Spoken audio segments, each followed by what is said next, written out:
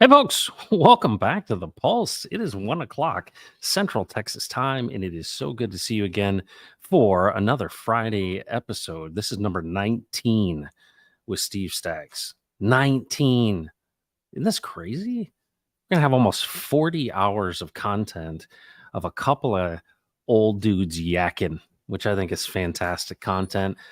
I'm looking forward to when I'm an old and crusty old man telling my grandkids, hey, watch this stuff that we recorded back in 2023. But I'm glad that you're here live. We got some really cool stuff to talk about today because these are consequential times. We're living in a really unique crisis era. We're living in a time where so many things are changing. And, I don't know if you have the sense as I do that there's meaning and purpose in all of this. And I met Steve Staggs at a Texan meetup. A friend of his brought him. I didn't even know who he was. And I get to meet this guy who's a former professional baseball player. I meet him and I'm like, the Lord says to me, hey, pay attention to this guy. I'm like, okay. So we became fast friends. And, we've talked for like the last 8 months. And we decided, let's do this together in public. Let's do this as a live stream and record this stuff. And so a lot of this stuff is stream of consciousness, but we talk about in advance just what the Lord is doing and leading and how does this all fit together? Because there's order to all of creation. And one of the things you'll hear Steve say so many times is the fact that once you see it, you can't unsee it. And he also says, you know what? It's amazingly simple when it's when you kind of figure it all out. And I think that's one of the things that is the evidence for me of that we're on the right track, is that this is not some complicated thing that you have to have a slide rule to figure out. This is the order. And what happens when things get ordered in your life? Well, what's the result? Well, for me, it's a peace that transcends all understanding, and you have rest. And what do we have in the world right now? Everyone worried, anxious, concerned, scared, fear, right? So we talk about all those things. So welcome back. Let's bring in Steve, the main attraction. He's beardless. What's up, Steve? You're on mute. You're on mute, my friend. Get off of mute. There you go, somehow. There, we'll get you off of mute. There he is. How's that? Much better. We're back. Yeah, you're looking sharp, man. Well, thank you, man. It's amazing what Gillette will do for you. Yeah, it's amazing. It's like you can lose 10 pounds with one shave. I know. Well, it is so good to see you. This is episode number 19, and I am just thrilled because I always, these times with you, I always feel and I'm expectant to have some new understanding of things. And a lot of times we review stuff we've talked about, but I see it in a new way. And that's something that I think is fantastic. We've got some friends here, and I know we want to update on Mike as well. So Sam Kemp, who's been a great friend to Mike, is saying hello, good afternoon to you. Sam Kemp, Academaciated, back again. Taryn, hello. Mm-hmm. Finn Bear, all the way from Finland. He is a master woodworker. I don't know if you know this, but Finn Bear he's a craftsman. Mm-hmm. David Lee, all the way from southwestern Indiana, is here. Hex Glenn is here. Hexonium. So fantastic. David Lee's excited to see you as well. he gets a ton from all this. He and I chat about these as well.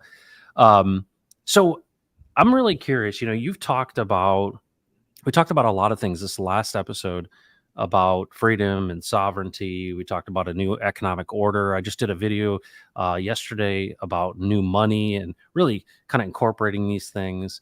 And then, I see the fruit of all of this practice in seeing things in a new way. Yeah. And I'd love for your just, what's on your mind today? What's on your heart, and what do you feel like is important that people understand? Because you're kind of a filter for me of all of the things that are kind of swirling around in our community and in the world. Yeah.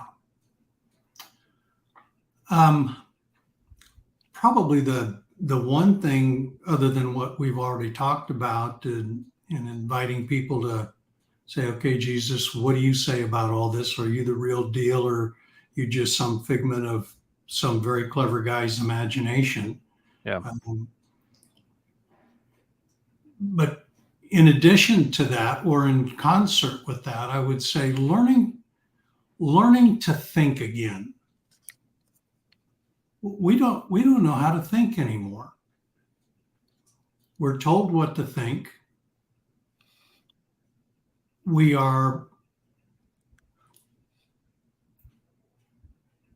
The things to think about are pre-fashioned, pre-manufactured for us. We don't know how to think anymore. We don't know how to look at something and say, is that really right? What is going on there? And then learn how to ask the questions that start peeling the layers of the onion back. We don't know how to do that now. In times past, and in the university level and college, they might have called it critical thinking and stuff like that. And yeah, there's an aspect of that, but it's recognizing that whatever is seen is visible. Now that might sound like, oh yeah, obvious. No, if you see it, it has all the elements of becoming visible at its most basic fundamental level. It just requires us to sit back and say, okay, I'm not taking you at first glance. I'm not accepting what you're presenting to me. What I'm going to do is I'm going to now start probing to find out who you really are. And what you discover when you start learning how to do that and incorporating it as part of your life. I'm not talking about being suspicious in nature. I'm talking about being one who is pursuing what is true and not accepting something as true just because it says it is. And one of the things that you learn, at least I've learned that I pass on to you and others, is that when you do that, what you soon discover is what is true invites you. When something is true, it invites you to probe more and deeper. If it is not true, it will instantly start putting up barriers to keep you from probing any further. And they're very clever in how they do it. Okay. Ranging from, oh, it's obvious. What are you talking about? Oh, you a dummy? Of course you know what's in you. But the point is, there are what I call lines of defenses that are put in place that keep you from probing further or distract you from what the objective of your probe actually is. When something is true, truth doesn't do that. Truth invites you to probe deeper because it is waiting for you to discover something that is true. Now, in the context of Jesus and the New Testament that we've talked about and referred to the scriptures often, Jesus says, hey, if you abide in my word, then you are truly disciples of mine, and you will learn the truth, and the truth will set you free. Why? because there is in what the things that are truth, the truth is a liberating element. When something is true, it has no corrupt elements in it. The truth has no corrupt elements in it. And so what is not corrupted is free to exhibit, express, and fulfill what it was designed to do. There are no encumbrances. So, what is true, what is the truth, invites you to probe deeper, because the deeper you go, the freer you become. And the more true it becomes. That's right. You go, oh, yeah, that's true. Oh, and by the way, we know that through our own experience. Somebody comes and tries to sell us a bill of goods, and we know it's different. Guess what? We just don't buy it. Nah, I know the truth, and that what you're talking to me isn't the truth. That's a bunch of garbage.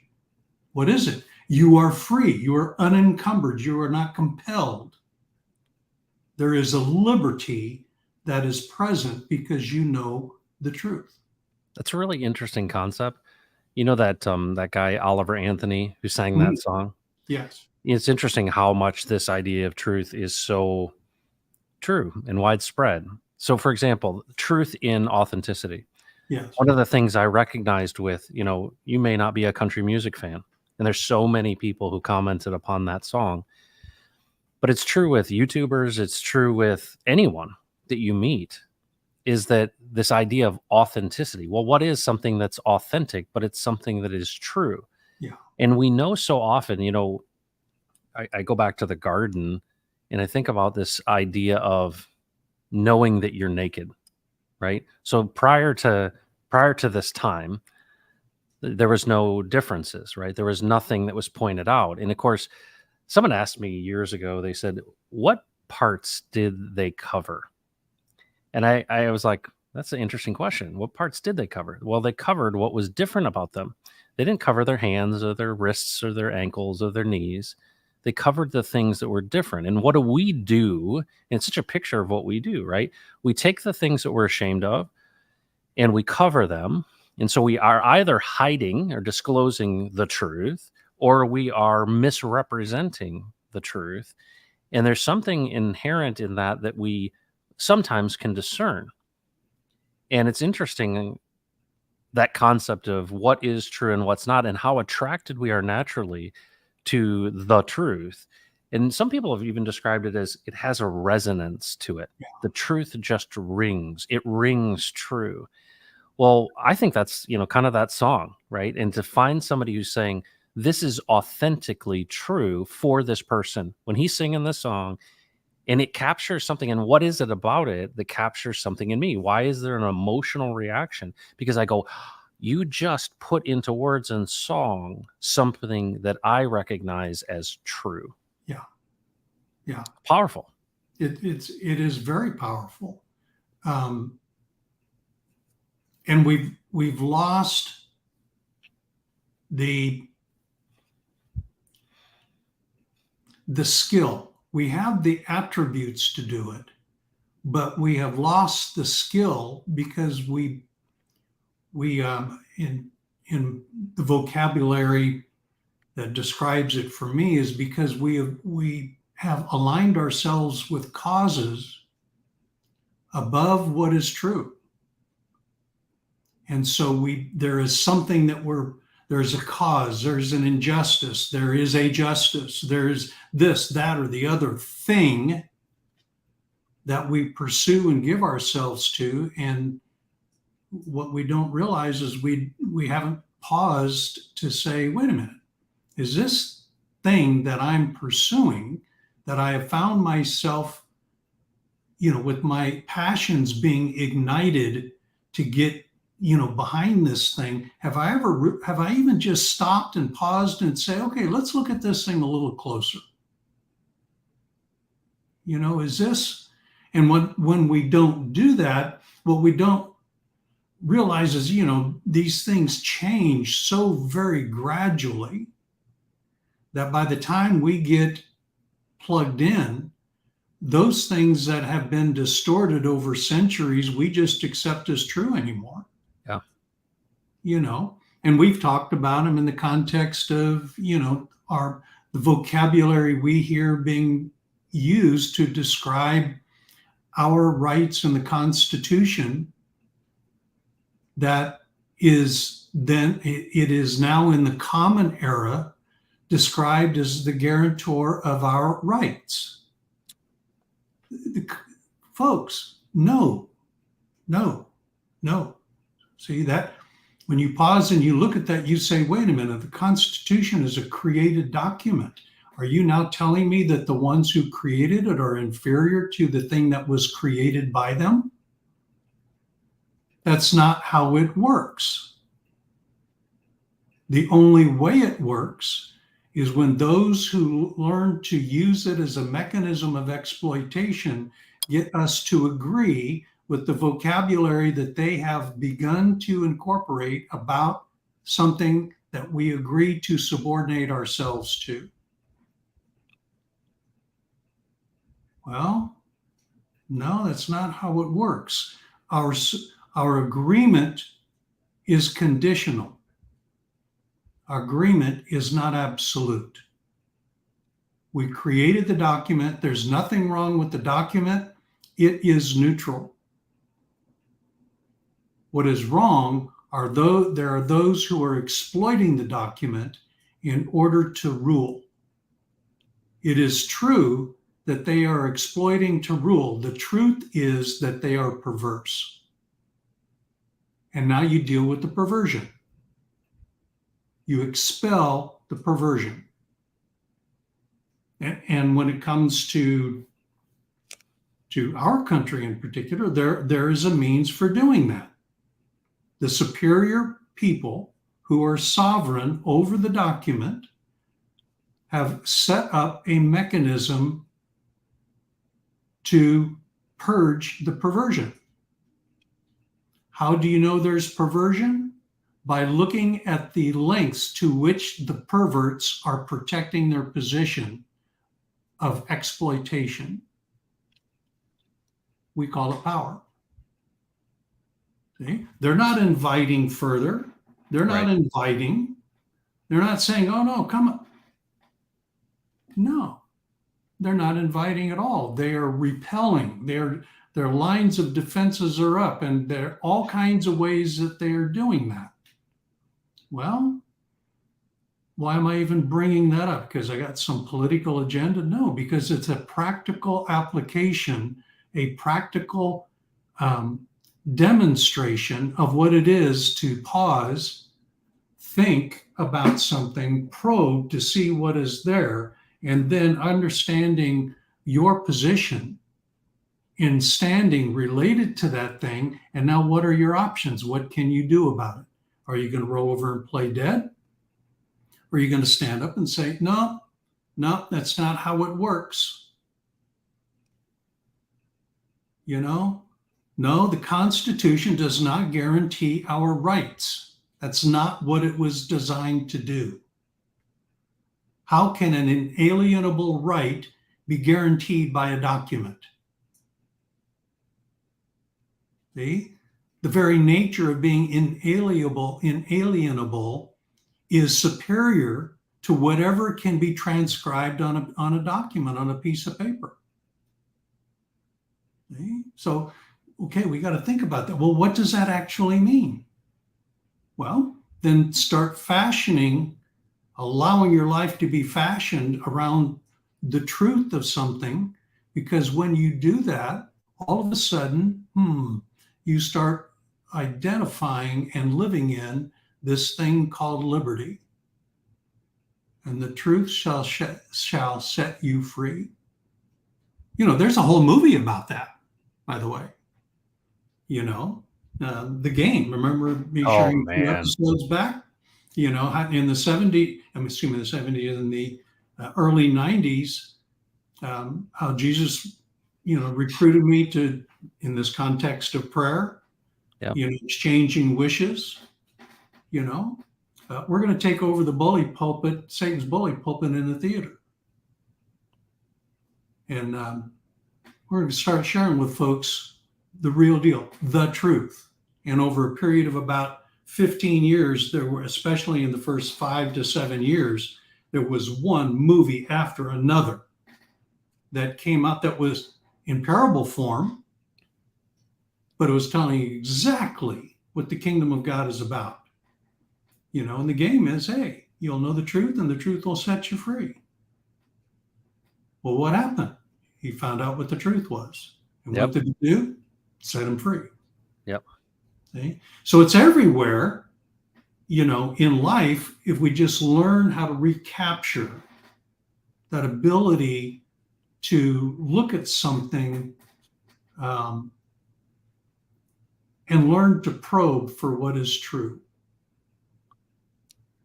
So, Now, let's say in the context of that, so let's dive into this idea. Obviously, there are those who want to subject you to their power, and they'll use all kinds of things, right? So let's just say using a document, right? And that language, to your point, we've been steeped in for so long that you kind of assume that it's true. And when somebody comes along like you and says, hang on a second, what does it really mean to have an inalienable right? What is this idea of you are given these rights by a creator, and that we would fashion a document that would help delineate and define how we would live in a way that is for the betterment of our life, liberty, happiness, those type of things. And it's interesting to think that something which seems so obvious, who created this document? Well, why did we create it? And if you think about the core reason, you think about after the Revolutionary War, and you think about what a unique time it was in human history and where people had come from, right? You think about the monarchy, and you think about even why people came to the New World, that general freedom of expression and worship and all of those things, combined with thinking of the day to say, what if we were to animate this in a different way? What if we were to approach this in a different way? And I think it has really good applications for today, because here we are thinking about the money. We're thinking about the money in a way because it is true that you can find yourself in jail. You can find yourself unjustly detained. You can find yourself subjected to something, even if you do see it for what it is, right? Even Paul found himself in those circumstances. So what is one to do? Let's say we recognize this. We go, okay, let's just use Texas as an example. All right. People often refer to Article 1, Section 2 of the Texas Constitution, that all political power resides in the people, which is a reinforcement of this idea that we created it. It is an extension of our decision-making. It is under our authority that it exists. And we reserved in that, we made sure it was clear that there may come a time when we need to abolish or change this. Well, let's say the political winds of force and people have been lulled to sleep and there's really no interest, and when I first got into this whole Texit thing, a buddy of mine said, dude, there's no way that this is going to happen unless there are people in the streets. I said, you may be right. It seems like also it's been articulated that people are more willing to suffer than to change. So what does one do that understands this truth, right? And understands, okay, I'm not under its authority. It is under mine. But we understand that it's not just Steve's decision that we abolish the Constitution. What is one to do in this situation when it comes to this right side up thinking in an upside down world? Yeah, great question. Couple of examples that come to mind. The first one is one of the great stratagems that darkness uses is to deflect our attention away from what is true and our response to it, to the delusion of the macro view. In other words, if I look at the macro, all of these people, and I go, oh, wow, that's too big of a job to tackle, then what happens is I neutralize my own authority, and power willingly. I voluntarily put it on the shelf. I voluntarily subordinate my authority to the greater challenge and so render myself inoperable. I have now been neutralized. Instead of saying, wait a minute, if I can see this, then certainly there are others who can see this. So the way it was described in Now I Have a Matter of Choice, so the way it was described, that Joshua described it to the Israelites after they had, completed the conquest of, the Promised Land, at least the first stage of it. He said, listen, guys, you have a choice to make. You can serve the gods, the Elohims of the land that you came from, that really aren't Elohim at all. They're just posing as Elohim. Or you can serve Jehovah, the Most High of the Elohim. The choice is yours. So choose you this day whom you will serve. Mm.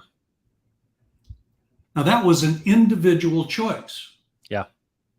It wasn't, okay, Israel, all the eyes, for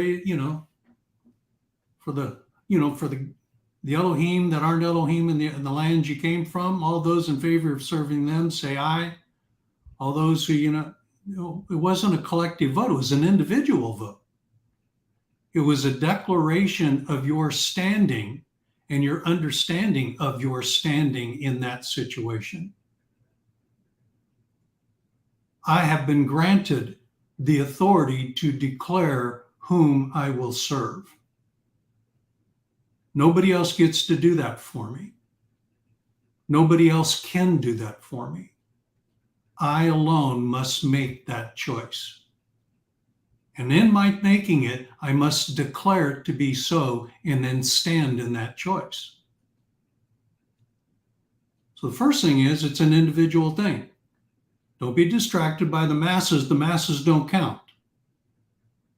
It's the rendering of your choice as to whom you will serve. What's fascinating in that example is there was not a third choice offered. In other words, there wasn't a choice to serve yourself. Mm. You didn't say, okay, boys, there's three choices here. Choose the Elohim in the land that you came from that really aren't Elohim. Serve Jehovah, Most High of the Elohim, or, hey, by the way, you can always serve yourself. No, that third one wasn't there. You're going to serve one of two spiritual choices. We don't see it that way. A lot of us deny that to be true, and yet the evidence of it is everywhere around us. Can I make here's an observation. This is really interesting. So I ask you about something that, starts out as something political, right? It starts out as a document. We talk about this. And what I love is your answer is actually, you go way, way to the top of the hierarchy. And I think this is really interesting. And tell me if I'm catching what you're throwing down, Steve. One of the things that's interesting is you said it many times that when you say to Jesus and you say, only you are the only one who has the authority to speak to me. What you're doing is you're saying, I will serve you and you alone. Yeah. And what's interesting about it is you said to me, I think in a private conversation, you said, all of heaven rejoices. Yes. And what I just captured from what you just said was, don't underestimate the power and the might and the glory of all heaven rejoicing over one. Yes, right on. That's what I hear you saying, because what you're saying is, in this world that is upside down, we think all is lost, but the choice is yours and yours alone. You can't make it for Steve or for me. And the question is, everything starts at home, right? It starts here. Yeah. And you think you made a really good point the other day too. You're saying, we get all wrapped up in, well, what's the world going to do? What's the nation going to do? What's the state going to do? No, what are you going to do? Yeah, And it's interesting you say that, is that it's one decision away from going right side up. that is exactly right, Matt. That is exactly right because and by the way, for those who have been raised in the church, there's all kinds of stories around it. If any two of you agree as touching anything in my name, it shall be given to you by my Father in heaven. Well, when you declare, I for one will serve you alone, Jesus, guess what? Now you have two. Whatever there are two. Okay. Well, isn't that exactly what happened with Sodom?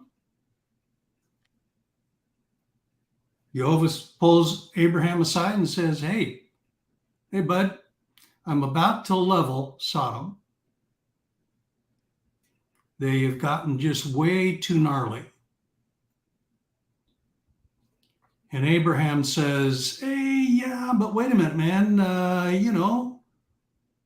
My nephew's there a lot and, his family and stuff. And hey, yeah, well, we'll get him out of there. No problem.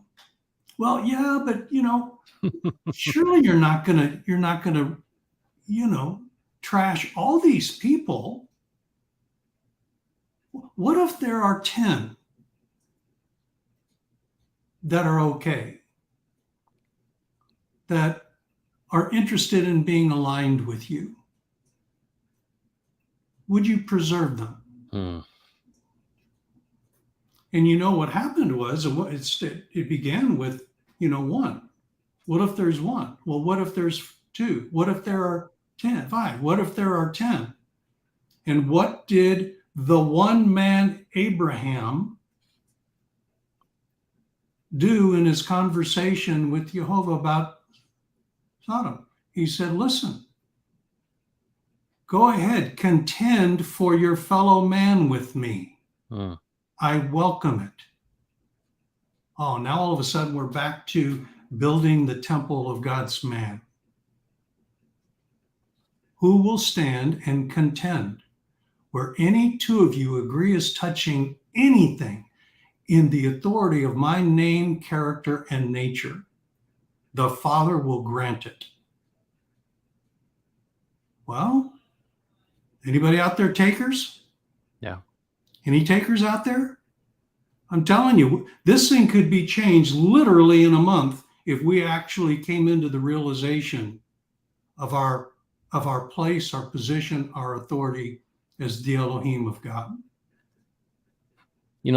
That concept, the illustration in my mind is one of standing in the gap, right?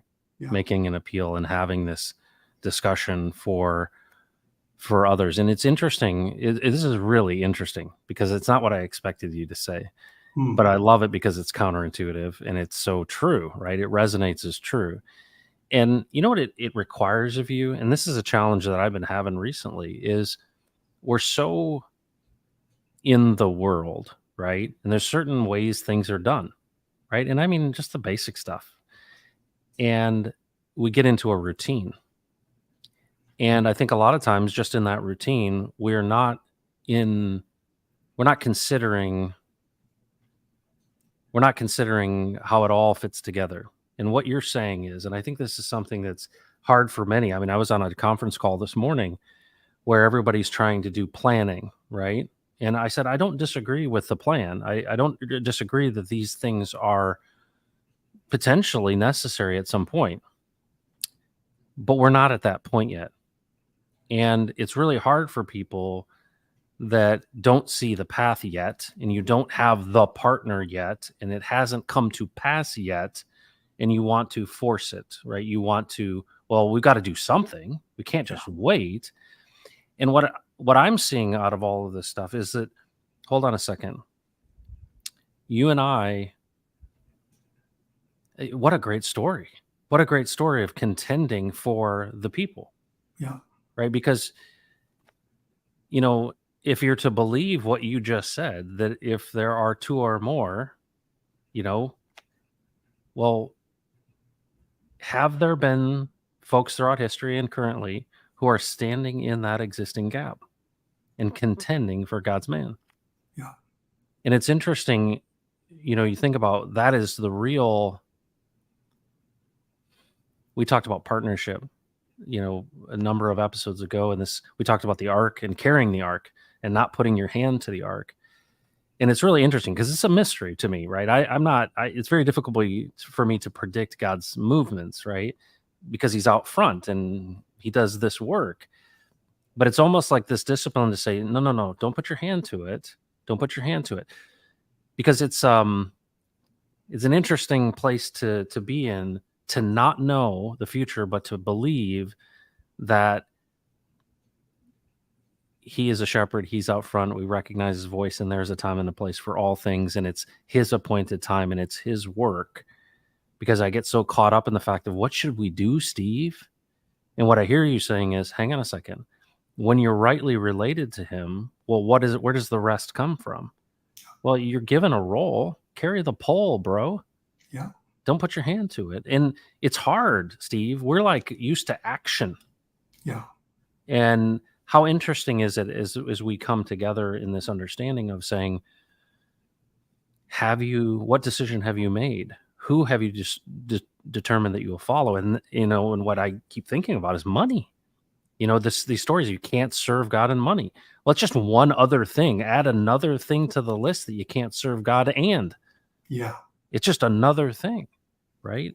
And this interesting thing of giving up one's authority to the one who has ultimate authority versus to those who have no authority. It's Yes. like He's accumulating. And what an amazing thing. You see so many times when Jesus is amazed by their faith. I Yeah. just love when she touches the hem of His garment and she's like, if I just touch the hem of His garment. And to think that what significantly can move, and that's what I'm hearing from you, because I don't think I related to things this way, that what is the impact of two or more of us who have chosen this? Well, it's an acknowledgement that it's not by our hand it comes to pass. It's not our effort, even though there's this interesting Elohim relationship. It feels like an element of letting go. Am I catching it right? Am I seeing it correctly? Yes. It's fascinating because you are letting go of one thing and aggressively laying hold of another. It's that concept is throughout the New Testament, by the way. This, you know, the whole word translated have or hold actually means to aggressively lay hold of, you know, and seize it. In the parable that we've talked about the man, you know, the nobleman who goes to, in the translations say, receive a kingdom for himself. That word receive actually means to go contend and to aggressively lay hold of a kingdom. So there's a partnership. That's a partnership picture. It's not that, oh, he sits back and now it's given to him and now he's, you know, not, no, it's partnership. I was talking with some folks on Wednesday evening and a gentleman was talking, you know, quite sincerely about, oh, whenever Jesus has me, you know, pray for somebody, and if they're healed, it's not me healing them, it's Jesus. I don't have any real part in that. And you know, that sounds really good. Mm-hmm. And I asked him, I said, well, and I went back to our discussions about, you know, the ark and and how it was transported. And I said, oh, let's talk about the ark. The Ark of the Covenant was the repository of the presence and power of Jehovah. And it held some of the artifacts that bore witness to his presence and power. How was that ark to be transported? He said, oh, it was on the shoulders of the priests who had poles and stuff. Okay. So if it was set down and the priests were not there carrying it, how mobile was the ark? Didn't float. No, he said, well, it wasn't. I said, how far would it get? He said, well, I guess it wouldn't. I said, yeah, well, see all of those things sound good, but we are the mechanism of transport. See, that's the partnership part of it. We are the mechanism of transport. All right. Listen, Adam, I need you to name all of the creatures that I have created to reside on planet Earth. I need you to do that. So guess what? So Jehovah brought all the animals to him and all the creatures to him. And then it said, and then he sat back to see what he would name them. Why? Was he setting his hand to the work? No, he was partnering in the work. Yeah. And he what was given doing? that work to do. Yeah. Yeah. He was giving transport to the will of Jehovah to have all the creatures not only named, but in their naming become subordinate to the man that Jehovah had created to rule the earth with him. Through naming rights. Through the naming rights. Wow, you're a good student. I'm trying, man. Yeah. Isn't that fascinating? It is amazing. It is. What's so neat about this is, we kind of we dive into this with really without a plan. I mean, we talk about it ahead, but it's amazing where the Lord leads it, because the depths of this. You said it at the beginning. What a great intro! This idea of the truth, right? And the neat thing about the truth is you can keep probing it.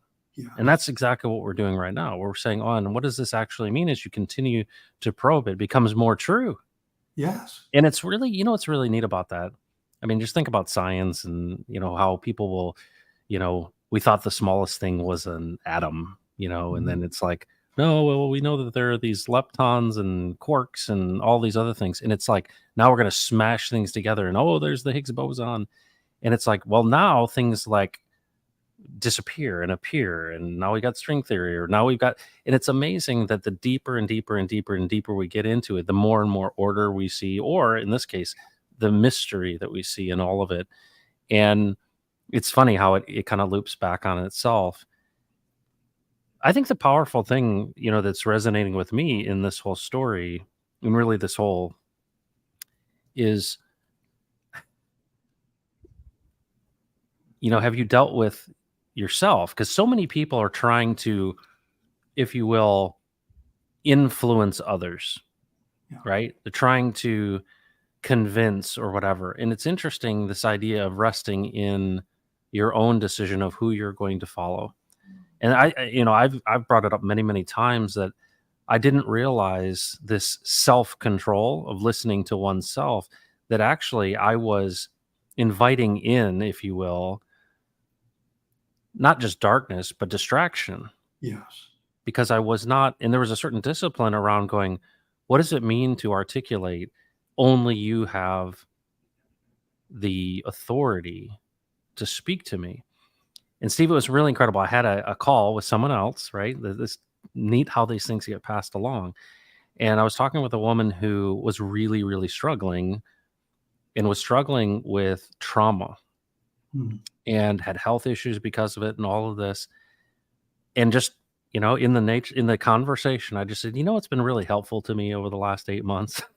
And she's like, I said, yeah, I've been just hanging out with a guy named Steve. And one of the things he said, which just has really been transformational to me, is my intent to only give permission, right? Because we were having this conversation about, well, how do I make these decisions? And be careful.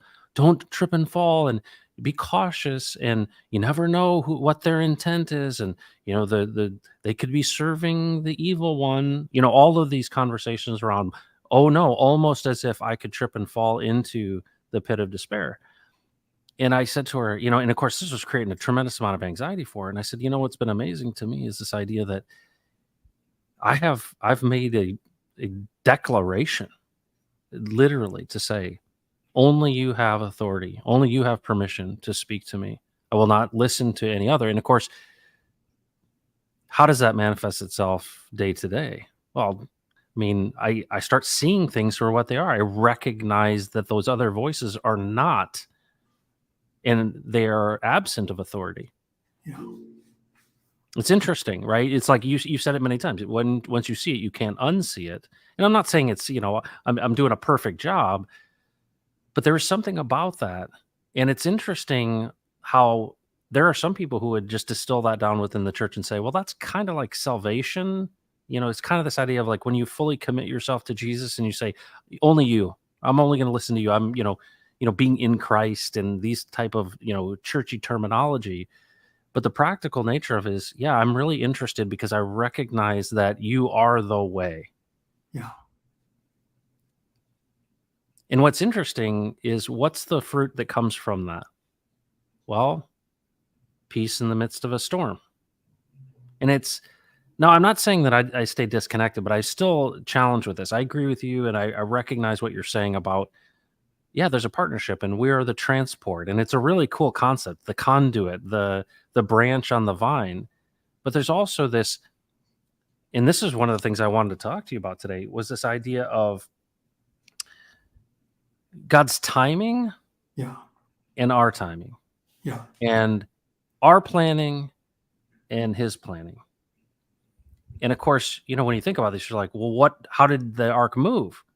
Well, they were given a role. All right, what's your role? Well, you carry the pole. Okay. I think for me, I recognize that I've got some free will choices to make, right? Ray and I had lunch today and we chose where we went. I didn't say, Jesus, where should we go to eat lunch? Although I probably could have asked him. Yeah. But he was fine with where we went. Yeah. It was tasty. But the question ultimately is, what is that point? How do you discern, right? I look at my own life and I go, I'm really driven by this calling to unlock global generosity. And I see how it kind of fits in and all these things in my life. But it's not like step 1, step 2, step 3. It moves in a general direction. But then there are very clear points where it's like, hang on a second, pay attention to this. He doesn't function the way I function, right? I want to know right now exactly what needs to be done. How does one deal with what oftentimes can seem somewhat have ambiguity to it because the timing is off? I want everything now, Steve.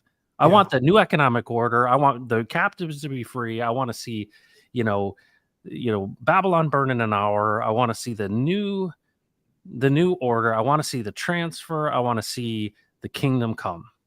Yeah. But, I recognize that I'm not the one that decides that. I anticipate it. So is that just the nature of a daily bread? Is that the nature of, hey, walk this out with him in his time, recognize that he's out front, he's strategic? Is it patience? Is it? Yes, it is all of those, but it's also part of the growing and maturing process in learning how to understand and recognize how God has created the universe to work in our particular area in the physical universe, but then also the contribution and partnership that occurs in the spiritual universe. There is a partnership that exists there. And so the question is the farmer who is an expert at farming, is he patient because he's waiting for the crop to grow? Yeah. No, he's not patient. He just understands the process. See? He understands how it works, the timing of it, what needs to be done. He understands from the beginning to the end how the process works. And so he's not patient. He's just participating in the process. He's at peace with what the process yields. It's not a matter of him being patient. So we have things like Jehovah telling Isaiah that, hey, my word goes forth and it's like a seed that is planted, and it will accomplish the purpose for which I sent it, and it will not return to me void. It will actually do the very thing that I sent it to do. And by the way, if you want to know how that works, it's like a seed. Well, what happens with the seed? Well, what we know is that the ground is prepared to receive it. It receives the seed. It appears to die, but in its dying, it becomes alive to the extent that it is capable of producing something that if you opened up that seed, you can never see inside of it what it's actually able to produce. And it produces this massive structure in comparison to the seed that then is able to produce a massive amount of itself in response.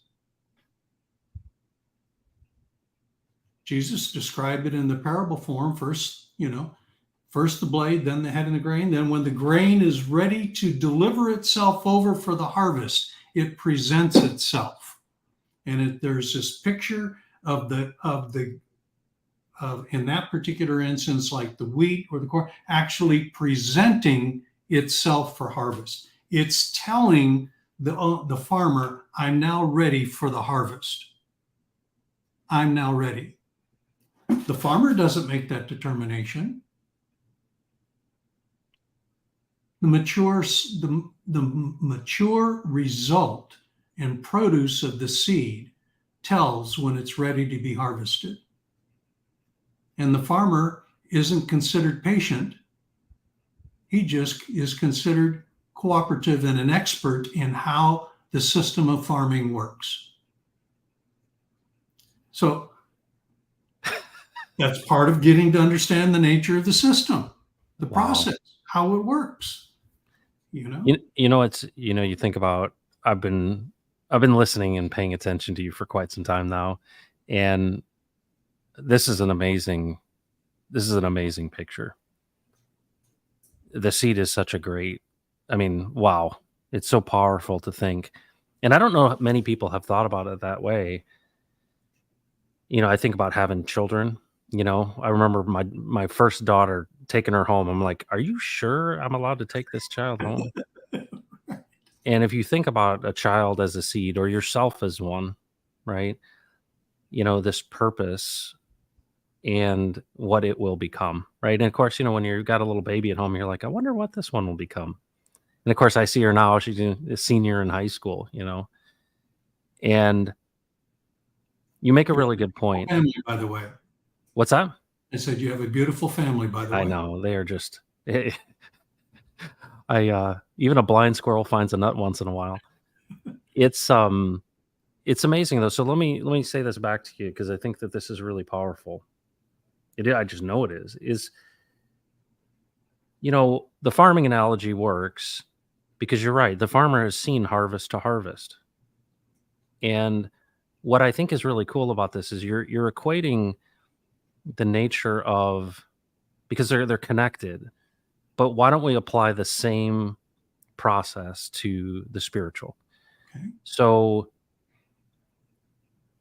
here's the farmer who maybe learned from his daddy that we take this seed at this time of year, we till the ground, we plant this up, and there's a season to these things and times and harvest and all of that.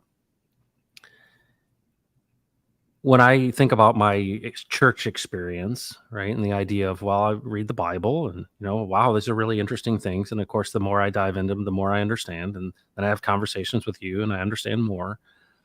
But now it really shows me every question that you've ever asked, or at least that I've seen that you've asked over the years, have been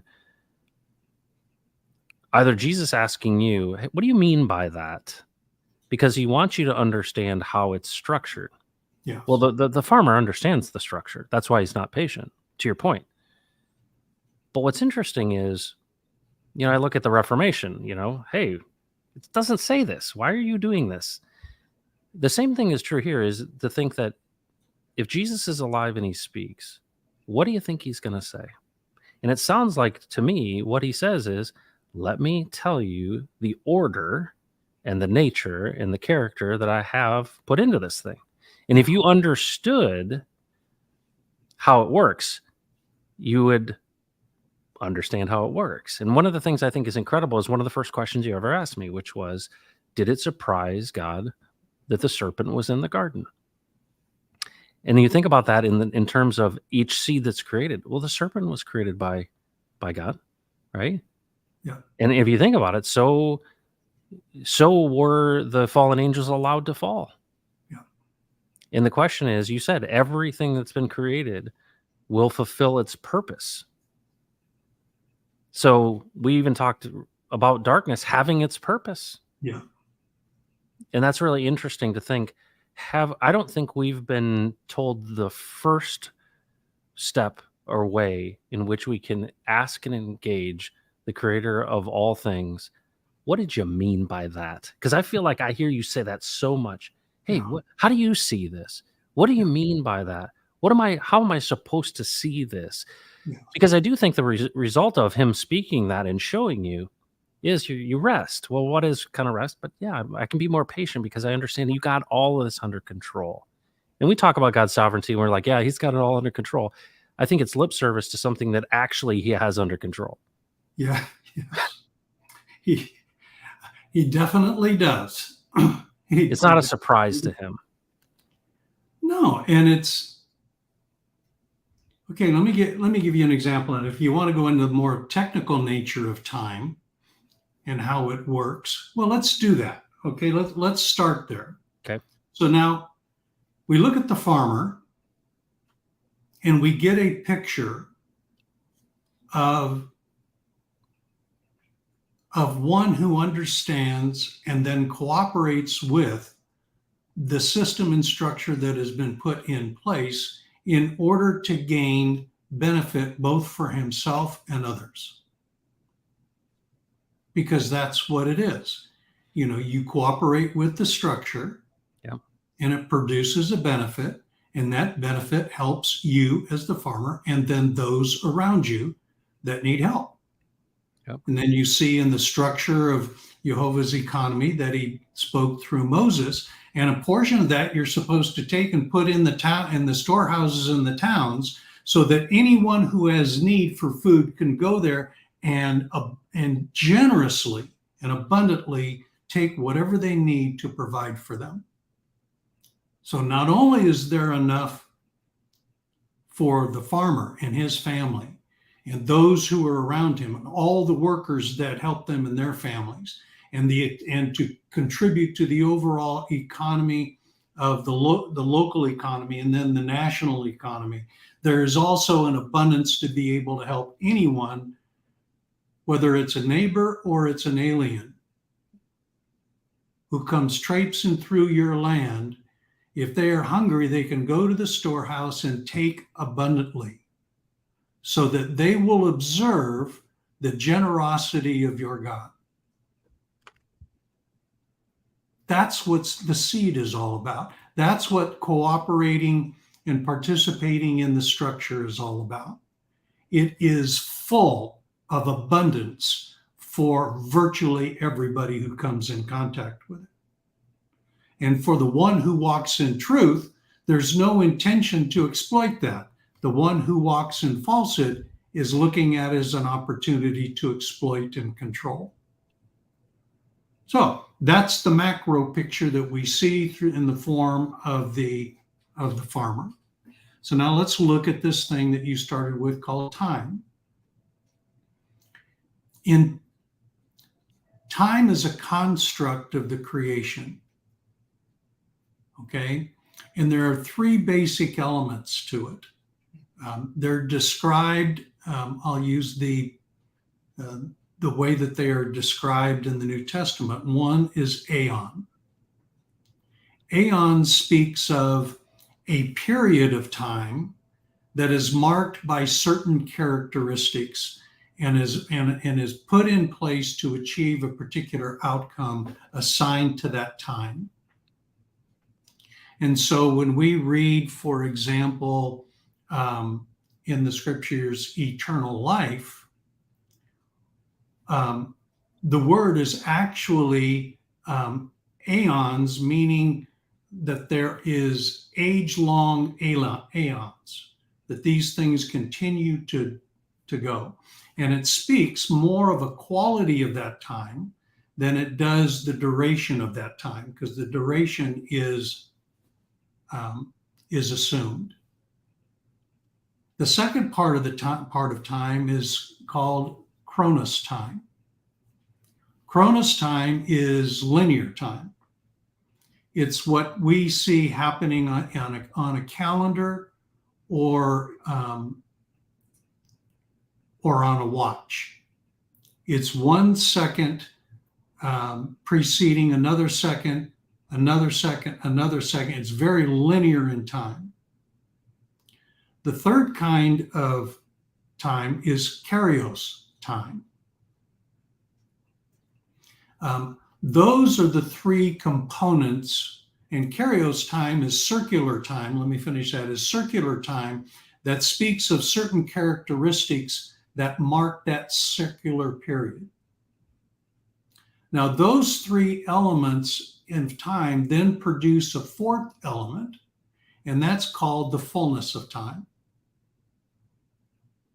So what happens is when linear time and circular time, so chronos time and kairos time intersect, then you have the fullness of time. So you have comments like Paul speaks of in the Galatians when he says, and in the fullness of time, Christ came. Kairos time, circular time, had, and the characteristics that were within it intersected with chronos time within the context of the aeon time. And that's when Christ came. So those are the components of time that were created. So what is the purpose of time? The purpose of time is to choreograph circumstances, events, and resources to accomplish the divine decree that was issued before time began. See, we use phrases like before time began. Well, what was before time began? What was happening then? Okay. Well, what was happening is these things are being constructed. All right, they were being designed. The plan you were talking about earlier, the plan of God versus our plan. The plan was put together, was documented. So when the fullness of time comes, it is a demonstration of time choreographing every element, every event, every resource to accomplish the divine decree, which was established before time even began. So what am I saying in all of that? That the purpose of time is to manifest a decree of God, a decree that he issued before time even began. So now if we understand that, oh, that's exactly what's happening with the farmer. See, there is a divine decree. The seed will produce after itself in abundance. And so what does time do? Time choreographs the event of identifying a fertile ground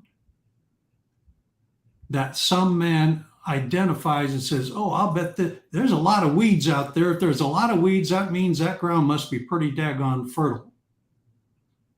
I know what I'm going to do. I'm going to exercise what I was created to do before time even began that I didn't even know happened. And I'm going to clear out that land and I'm going to prepare the soil and I'm going to stick a bunch of seed in there. And instead of something that only cows can eat. I'm going to grow something that I can eat. And if it grows abundantly, then what I'll do is I'll then make that available to other folks. And maybe I can convert that into cash. Okay? Guess what we're observing? Time choreographing events to accomplish a divine decree that God's man would be served through the produce that the ground would create through the seed. We call it bread, In fact, we even identify money as bread. Why? Because what does money do? You don't chew on a dollar bill. What you do is you exchange it for bread, for something you can chew on. It's the do re mi, man. Yeah, right. See, so that is what time does. So when you recognize that time is there to choreograph events, what's the last thing you want to do?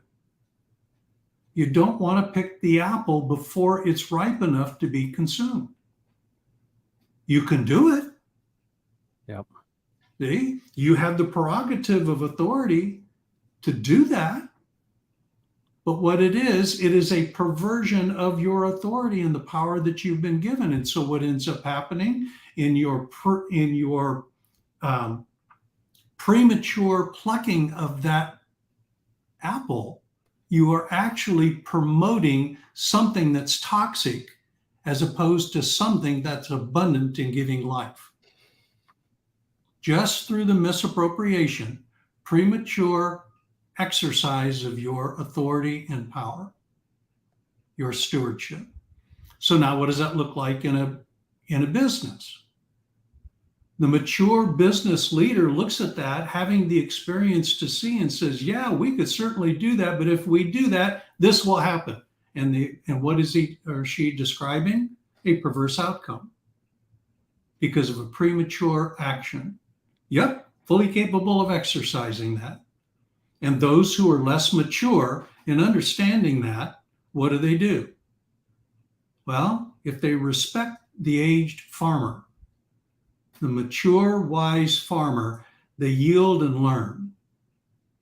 If they don't, they'll rebel, they'll bellyache, they'll start creating the very toxicity in the environment that they would produce through the premature exercise of their authority. Why? Because the time is not right. Time has not created a fullness yet to where whatever you're intending to do, the seed has presented itself as it's time to harvest. In other words, to act appropriately, to gain the benefit that your entire exercise of effort has been designed to produce. So that's the purpose for time. That's what time does. It actually has a role to play. So why in the world would we circumvent time in the accomplishment of its purpose instead of cooperating with it? If the farmer does that, we spit the apple out. If the farmer cooperates, what do? We go back to buy more apples. See? It's the wise, practical exercise of cooperating with time as it orchestrates and choreographs events to accomplish the divine decree. By the way, we see that in Peter's discussion with the people who crucified Jesus. We see Jesus doing it in the garden and then when he stood before Pilate.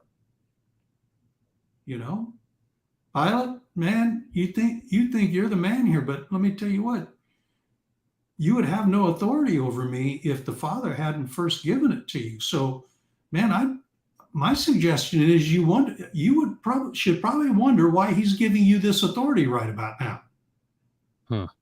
Because something's about to go down. What's going down? The fullness of time. Christ came. See, I'm here. The very reason I'm here, you should be paying attention to, because things are about to change. Time has choreographed events to bring about this very moment in time, and now it is full. We're now into that We're now into another one of those time elements right now. It's called Yeah. the transfer we've talked about. We're in another one. Well, yeah, there's a lot of things I'd like to see. I'd like to see everything happen in 24 hours, but no, I'm not getting in the way of time doing its work. It's a master at bringing everything together that needs to be done in order to accomplish the divine decree. So that's part of it. Well, there seems to be. Okay, so let's take it down to a very like personal, practical level. I've been known to procrastinate, and I think about just the things that I know I should be doing. Right? We talked at the very beginning of all of this that Jesus is alive and he speaks. Yeah. And I was saying, what's so wonderful is I can literally ask him, "Hey, what did I forget?" And he'll tell me. I'm like, yeah. And it's like, where does that reminder come from? Well, I'm gonna say Jesus helps me, right? When I'm like, hey, what have I forgotten? What do I need? And I think in terms of, all right. So when it comes to the practical everyday, when you say, okay, if I understand the nature of how the seasons work, Yeah. right, and time works, often it represents itself as patience, right? I remember we were in at Gen Con, and I was like, man, you are so patient, man. And of course, I think about, well, why? Well, what is I'm perceiving as patience is you letting and allowing time to function. Yes. And of course, you see this in the world too, right? And I think that everyone that kind of goes, why am I here? What's the purpose for my life? And what am I doing? I think many of us have seen, there's been a time where you go, this was like, now is the time to act, and I felt that myself that, there's certain times where kind of do what you want to do, right? I mean, sometimes you do have to take some time out, and sometimes, because I'm always, driven to go, am I actually working? Am I actually doing something that is valuable? And what's really amazing is I've got this weird creative thing that I have to do or I do not feel fulfilled. And Mm. sometimes it's silly. Sometimes it's carving wood. Sometimes it's drawing. Sometimes it's making something that has no real value, but it's just this essence of. But when it comes to,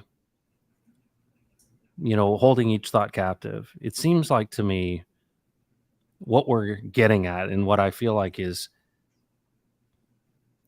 am I actively aware and partnering with the one who created it all moment by moment? Because then it feels like no moment is lost and there's not a thing as procrastination if in fact I am attentive to that. But it is a really interesting professional amateur thing. You talk about getting in the game. There's an Yeah. element of discipline to this, which is to say, I want to be a wise steward, faithful. I want to um, partner with you. I want to accomplish what you've created me to do, but I also want to be cognizant of the fact that there is a season and time and fullness of time and all of this. What would you just say to somebody who has the interest and is eager? Like, I get it, Steve. I'm like, yes, this makes a ton of sense to me. I want to do this, but a sense of impatience in the process. What would you say to them? Um, the first thing I would do is I would probably suggest that they ask Jesus how he views impatience. Okay. Because if you're impatient, there that is the opposite of patience, right? So what is it that is in me that is causing me to be impatient? It could be a lot of things. Yeah, It that's could be true. our training. It could be our perspective. It could be, some impulse. It could be some lack of discipline. It could simply be a lack of understanding. Back to the training idea. I've been trained if I'm not actively involved in getting after it, it's the whole, I'm burning daylight. Yeah. I'm burning daylight. So, man, if I'm burning daylight, I'm not getting stuff done. I'm wasting time. Well, see, there is a noble concept there that is totally can totally be exploited to misdirect. Can you? So, Jesus, how do you see this thing of impatience in me? If they're really interested in learning how to come into his processes, into his structure, into the order, in the chief beginning of time, order, and rank that we've talked about so many times in Genesis 1:1, that, hey, if there's a time, order, and rank, man, it might be a good idea if I got involved in that. I mean, I've told you the story. I think it's been on this stream, how I was consulting, I had a consulting client who lost their executives. They asked me to come in and take over the chief executive role for a period of time. I put a guy in there as a chief engineer. He watched what I was doing in the. He had heard about what I was doing as a consultant. He then got a chance to see it live and in person when I was, running the company. And he called and said, "Steve, can I take you to lunch?" I said, "Sure." And first thing he said was, very learned guy. I mean, a world-class engineer. This is a guy that was known around the world. I mean, so this dude had some horsepower. And he said, "Man, I've been watching you run this company. It's very, very different than anybody else I've seen doing this. I see the results that are happening.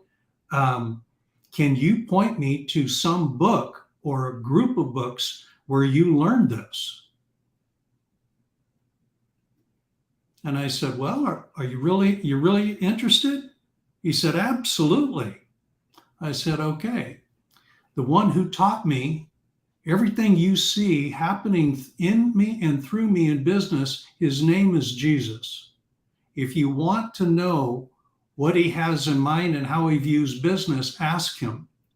He'll be happy to tell you." He never took me to lunch again.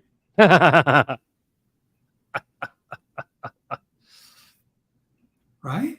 Yeah. Now, I don't know if he took me up on it. I'm hoping the reason he didn't take me out to lunch again is because he took me up on it.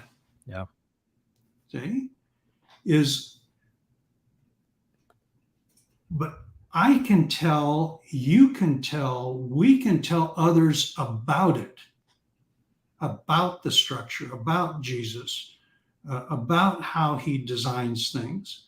But only he can bring it into life in a way that is just beyond. Not only is it beyond fully describing, it is the most exhilarating experience to actually see the genius of how he's created his creation to function. It is mind-blowing. It is so profound. It's funny you mentioned that. This guy Oliver Anthony had that song.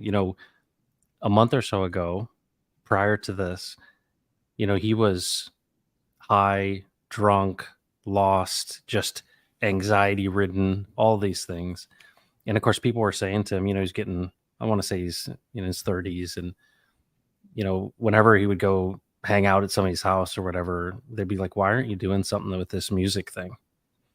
And of course, he was just wrought with anxiety and all these things. And he had what he would say is literally a come to Jesus moment. And it's interesting. Hang on one second. Yeah. Sorry about that. Can you hear me okay? Yes. So he basically talks about this kind of come to Jesus moment that he had. And he was on Joe Rogan, right? So here's this guy who's never been exposed to anything. He releases these things. He becomes like the number one on every chart, and then the number one podcaster in the world. I mean, talk about what Jesus can do. And he appeared yesterday or the day before on Joe Rogan's podcast, and when Joe had been talking about him, he said, "Yeah, this guy like came to Christ like a month ago or something like that, and next thing you know, he's the number one, number one song." And it was really interesting to see him say, "Well, what is the evidence? This the supernatural power of," and it really goes back to your idea of what are you going to do? Yeah. Not what is somebody else going to do? What's the Texas government going to do? What's the Congress going to do? What's the president going to do? No, what are you going to do? And to see that kind of miraculous evidence, right? Here's this thing. And it's not that, everyone was designed to have a number one song, but it's just more evidence piled upon evidence that there's real life in that decision. And for me, it was manifested differently, but I would say it was equally as valuable to me.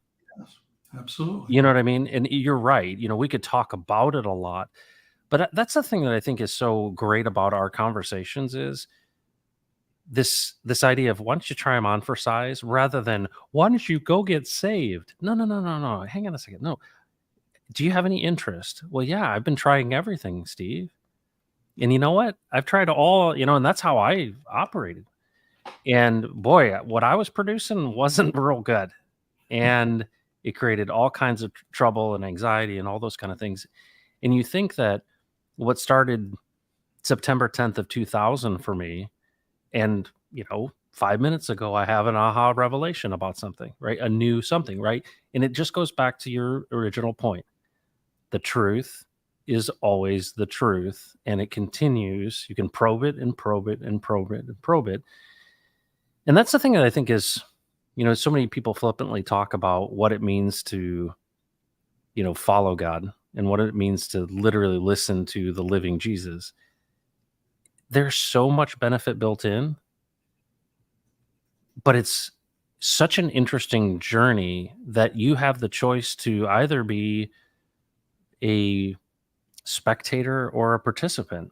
Yeah. And that's, I think, the one of the big things that you have helped me see is what does it mean to actually get into the game? Well, part of getting into the game, talking to a professional baseball player is, well, you have to understand the rules of the game. Yeah. It's hard to play baseball if you don't know which way to run and and what you're supposed to do with the bat. And it's really interesting. I've always been fascinated with the fact that you became a professional baseball player, which so few people have the opportunity to do. And then he uses that discipline and he redeems that in a way that applies it exactly to, understanding the rules of this game, Yeah. this much bigger game, more consequential game. It's not entertainment, it's life. And what a valuable service that is. But you've made, I feel like I don't know about single-handedly, but you've made Jesus more accessible. That's how I feel. Well, I appreciate that. And the thing that I would, kind of takes me back a little bit is that he's always, that's exactly what he said. Call to me and I'll answer you, and I will attentively listen to your requests and answer you. Go ahead, call to me. I will never leave you nor forsake you. There. But so many people have stood in the way of that. I dealt with that this morning of people wanting to get in the middle of everything. And it's amazing to me, and I don't just want to judge everyone, wholesale in the church, but it's, it's almost the absence of dialogue has created this barrier. And why it's so powerful to have a friendship conversation with you and just wrestle with these things, because it's much, much more effective for my learning, if you will. And I think this discipleship concept of saying, hey, you're constantly saying, hey, ask him yourself. Here's what I've asked him and what I've seen. But you made a really good point. Hey, you can't live in my shoes. You got to ask him yourself. And likely he's going to show you something that's custom tailored for you. That's exciting. I mean, to think that we could align ourselves with the creator of the universe is just like, really? Yeah. And it's tangible and it has real benefits. And it's accessible, and you don't have to go through some ritual to have access. Well, it kind of goes back to where we started this particular stream, right? What are we doing? We don't have to think anymore. Yeah. We don't, I mean, we take a step back. We mentioned this, I think, in the last stream a little bit. Take a step back and just look at the planet around us. At night, out through our patio, looking up at the stars in the sky. If you're out in the middle of nowhere, you see just how many stars are up there. It's And crazy. if you're a city boy like me, it literally blows your mind. Yes. How can there be that many holes in the canopy? Yeah. Man, there's a lot of stars up there. It, and so, and just the ability of my body to be able to see it. Who created this mechanism of sight, this capability of hearing, this ability to form sounds, through a mouth that ears can then interpret into? Who came up with that system? Now that's a big thinker. And so, I think I'd like to know who that guy is. If you created all this, certainly you got a purpose for creating it. Do you know that I've not heard in the hundreds and hundreds of, maybe reaching into thousands of messages for well-meaning Christian preachers, I've not heard one person give an intelligent answer as to why God created. I've heard, well, he wanted to have a family. Yeah. I've heard, really? So he wanted to have a family, so he went through this deal? I mean, man, if you're going to judge me for failing and screwing up, man, that was the biggest screw up that ever happened in the garden. How can a guy that knows all that he knows screw up that badly, and then create a being who can screw his deal up? Yep. Something's not right here. Somebody hasn't thought this thing all the way through. And what you're getting at, and I think this is really important for people, because you'd have to go way back to talk in detail about that conversation. But that to me is one of the big ahas for me. Is you're going back to the origin of all of this. It's like I look around and I go, somebody had some real intent here. There's a purpose behind all of this. And there's not a lot of people that are willing to have that conversation that's so abstract. Like, why did I wake up this morning, Steve? Yeah. Like, it could have all been over last night. Yeah. And I had that weird dream I was running out of gas. And here I am today. Mm-hmm. And it's like, all right, let's do it again.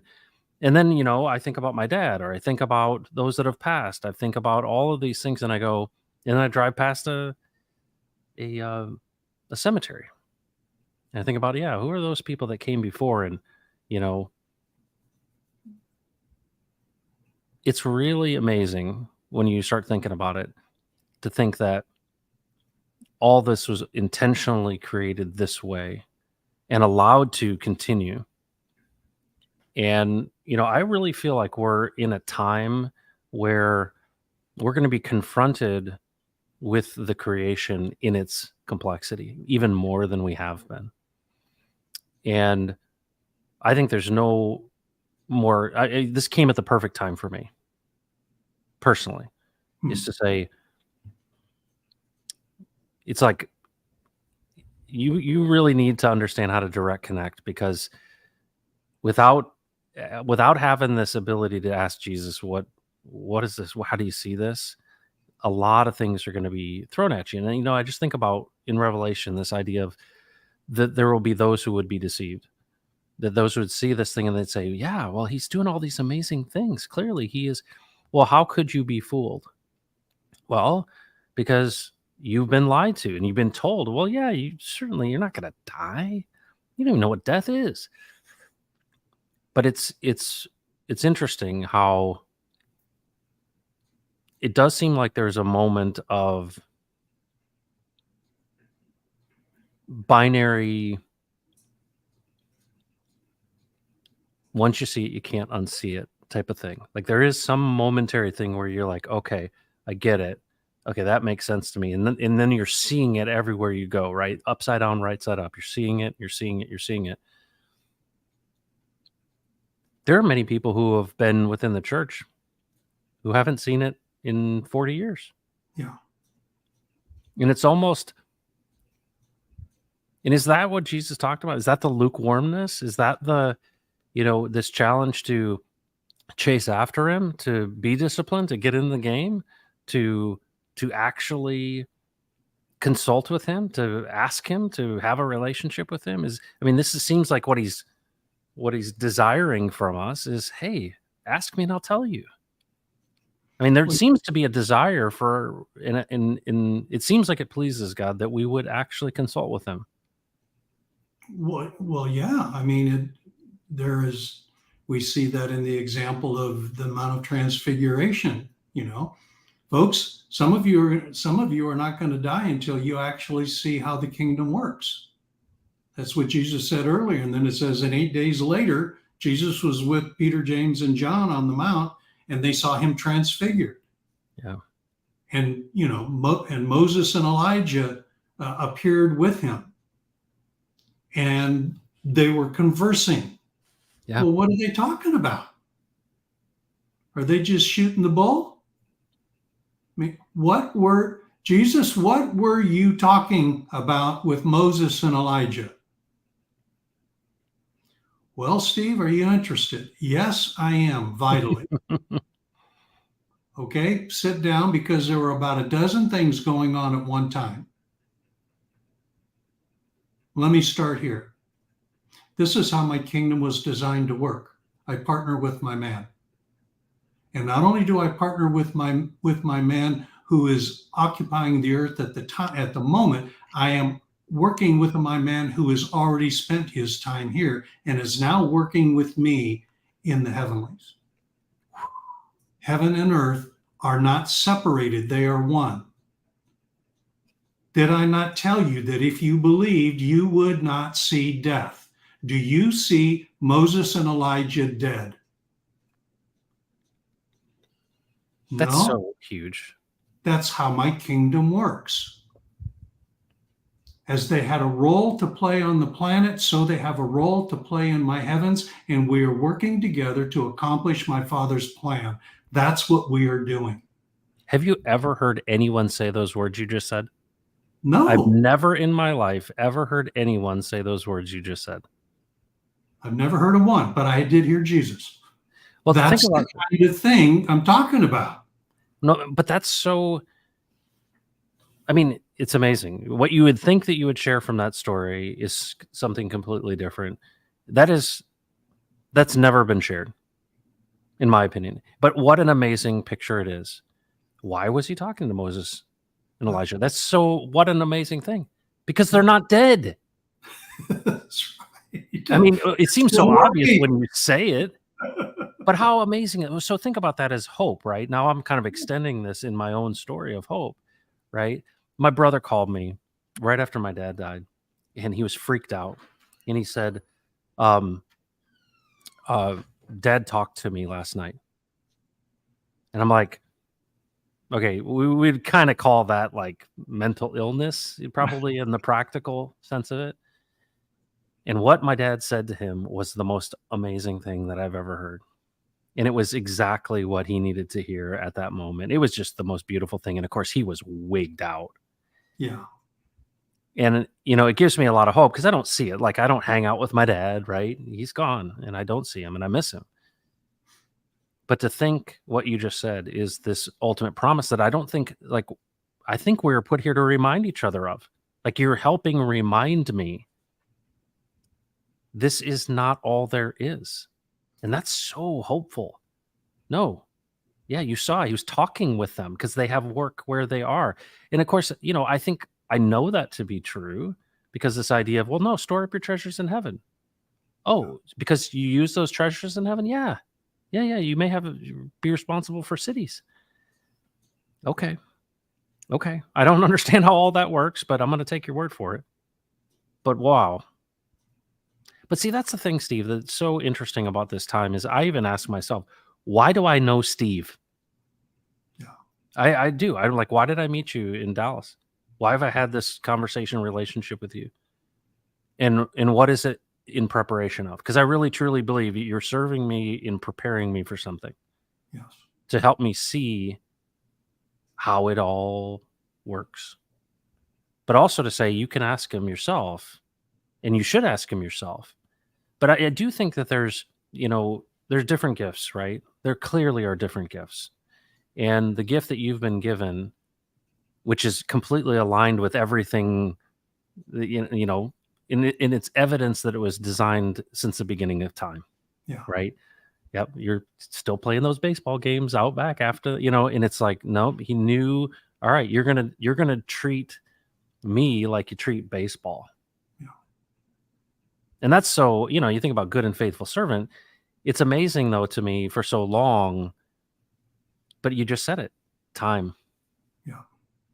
It's got to be, and this is kind of in the human question for you. Has it been hard for you?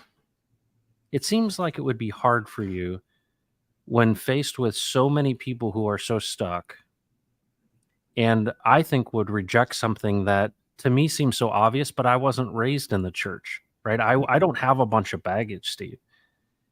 And so to me, it makes sense. And, when you say Jesus is alive and he speaks, I'm like, yeah, yeah, that's the only way it's possible. There's no other option. Yeah. The whole thing points to the fact that he's alive and he speaks, not just on Easter Sunday. But I feel like you've gone through so much. Has that been difficult that almost so many people have been, and I don't even know what the term would be, blinded? Or how would you describe it? Because it sounds like you've battled church folks and you're probably telling them one of the most practical things that they know to be true. They just can't accept that you would say it. Does that make sense? Well, it does. And by the way, you are demonstrating to the folks on your channel this whole idea of unlocking generosity. What you have found valuable, you are unlocking it and making it available to other folks. And they are exactly the way I was. They're exactly the way you are. We have to decide if this is something that adds value to us. Yeah. And if it does add value, then go to the one who actually gives the value. And that's the whole message here. And instead, in the religious context, you are bringing people to a belief system designed around a person instead of taking them to the person. Yeah. Yeah. Yeah. And that's the difference. And there is a subtle difference that is very, very subtle, but it is profound in its implications and effect. So that the way Jesus said, about the Jewish leaders of his day, you'll go through all kinds of effort to make a proselyte of men from all over the planet. And when you do, and this is how Jesus described it, you make them twice the son of hell as you are. Well, see, that could seem to be a condemning statement. Yeah. Until you say, Jesus, why were you saying that?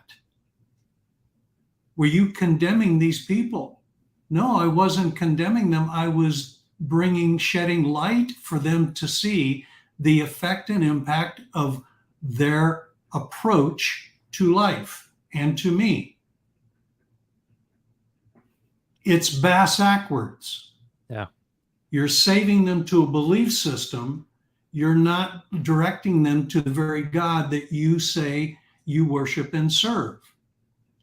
If you're making them twice the son of hell, than you are, then guess where the origin of that belief system is coming from that you hold true. Well, you don't believe me? Then start probing it and watch what happens. By the way, Jesus is saying to them, that's why you're all pissed off at me, because I'm probing. Yeah. See, you think that the Sabbath, man was made for the Sabbath. No, that's backwards. The Sabbath was made for man.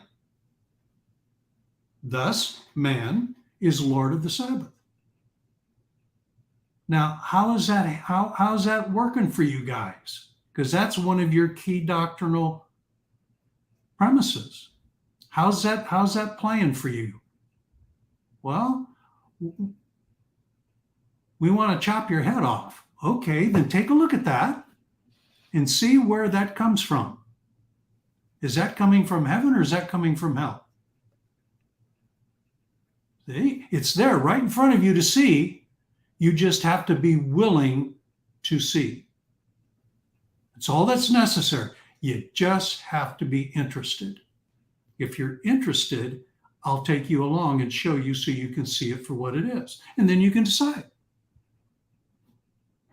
See? Why decide before you actually see it for what it is? Doesn't seem to me like that's a very wise approach. Why don't you at least venture to see what's actually there? And now you kind of take that into your question about has it been hard? My wife would probably be a better one to answer than I am. It has had its moments of being pretty hairy.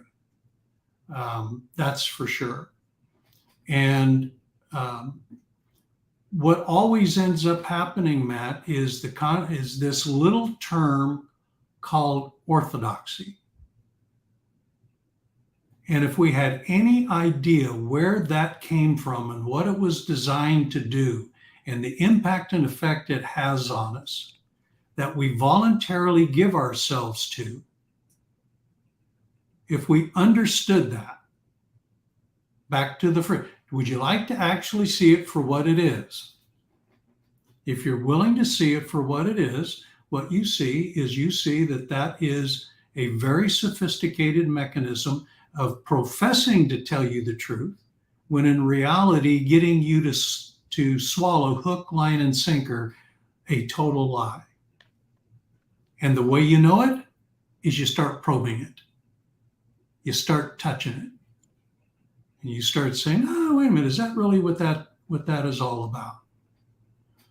And so, yes, it was, there have been some pretty hairy times in our lives, some really very, very difficult ones. We have been ushered before tribunals. I have a friend that I don't know if he watches these or not, but he has participated in a couple of these, watching me being taken before people to be examined, to have my doctrinal premises and heresies dealt with and revealed and realigned. And then I asked him, and so I would just ask him, are you asking me to abandon my heresies to adopt yours? Is that what this is really about? Is that how this is working? So, but in all of it, that is how darkness works. The greatest power, the greatest exhibition and exertion of power is in darkness. Darkness has to function in darkness, otherwise it can't function. And that darkness has to be accepted as true, otherwise it would never be accepted. Right. So its great power is in presenting itself as true while hiding the very reality of its untruthfulness. Because once it would be seen, Rare is the person who would give themselves to it. If we actually saw it for what it is, we'd say, whoa, whoa, whoa, wait a minute, hold off. I'm no, I'm not doing that. Are you crazy? That's insane. Why would I do that? Well, what are they saying? They've seen the truth of what is actually there and it's set them free. And how has it set them free? By them exercising their sovereign prerogative to say, no, I'm not going to do that. So, darkness, the great power of darkness is to remain hidden. So, what are we seeing today? Darkness is being the veil of darkness is being lifted. Yes. We are actually seeing it for what it is in its full and open display. And why are we seeing it? Because its hiddenness is now being disintegrating. It is collapsing right before its very eyes, and so we're seeing it ourselves. And the question is, what are you going to do about that? In the financial world, there's a book called Flash Boys, and it's a story of the beginning of electronic trading in Wall Street. It's an amazing story, but one of the things that they highlight is what's called dark pools. And in trading, what are you trying to do? What do the Wall Street insiders need? They need a dark pool. Yeah. And you think about, to bring all of this back around to a crypto channel is what is the power of the origins of Bitcoin. And if you read the original manifestos, it's amazing. There was one called, and these are the original cypherpunk guys. These are the guys who are into the math of cryptography at the beginning, realizing that there was, wow, if we can use this cryptography and we can apply it to, a system that has no centralized authority, it can be exposed, right? And so one of the things about the blockchain is this idea of transparency and no middlemen and no centralized authority. And what is that but light being shed on something? You can't hide it. You can't hide. And you're right. The powers that have existed, up until now, you think about just our ability to have this conversation, right? Just the technologies that have come out. Look at Edward Snowden, look at WikiLeaks, look at all of these things, that the technologies of the day, and now with the money, that the things that were done in darkness, the things that were done to get asymmetric power, the things that were done to accumulate and lord over are being exposed. And it's interesting, you think about this as it relates to the church and spiritual type of things, is, there's a generational thing too here, because I think about my grandfather. He was born in 1911, and he saw the Depression. He grew up in the Depression, and then World War II, and the war's over, and they moved to the suburbs and have a bunch of kids. And I remember in college, I was studying that era, and one of the things that kept on repeating itself was kids are to be seen and not heard. Yeah, I grew up in that. Yeah. And I mean, my dad was born in 1948, and he said that was who is he raised by? Depression era parents. This was a guy who, he's like, do you know how hard it's been for me? Like, that's something my grandfather would say, right? You know how hard it has been? Went through the Depression, then the war, and now we finally have a moment to breathe. And now I got you damn kids to deal with. Yeah. And I think about that, but that parenting style also, there's a part of things is we're finally getting a chance to get a leg up and to try to, control this thing, and you're getting in the way. And it's really interesting now that we see the things that were done in the cover of darkness, whether it be killing the president, whether it be killing his brother, whether it be, all of these things that were hidden are being exposed. And it's interesting if you think about it in those terms, right? Dark and light and the fullness of time, that we're in an era where things are being exposed, and that's a good thing. Yes. Yes. And I think a lot of people think, oh no, how bad things are. But you said it many times, and I'd love for you to kind of finish up this concept of don't let your heart be troubled and don't be fearful. This is the way it is supposed to happen, meaning these things, all of these things will be exposed. And, there's some things that are coming, Steve, that I can see coming that many people probably aren't as interested in. But I mean, the fact that we've got people in front of the Congress saying, we got stuff that we don't know what they are that are operating in our skies with impunity, and they are not us, or they're intelligent or whatever, and we don't know what they are. And, the things that have been hidden and relationships and all of the things that have been, that darkness is being exposed. Yeah. And I have a feeling that in the next 10 years, we're going to see things that only we've read about in scripture. And we'll see them plainly, and it will be shocking to us because we have gone through this, and I almost feel like my wife's this way. Do not tell me anymore. La, la, la, la, la.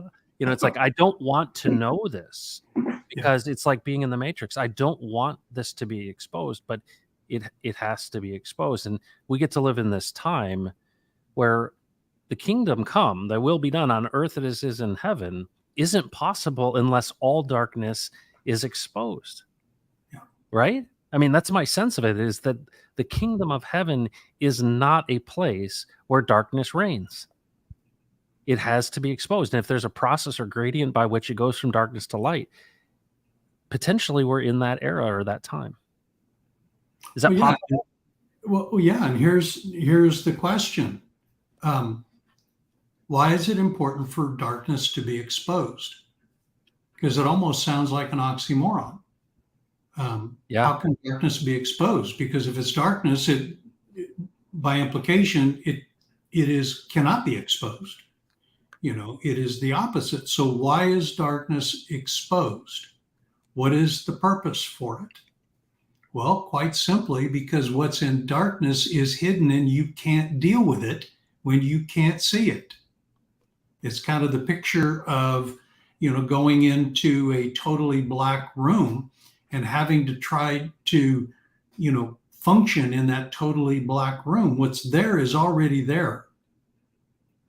But it's very, very difficult to maneuver or to function in any way because there is an absence of light. But the moment you turn the light on, now guess what? It's not the darkness that is exposed. It is the items that are operating within that darkness that are exposed.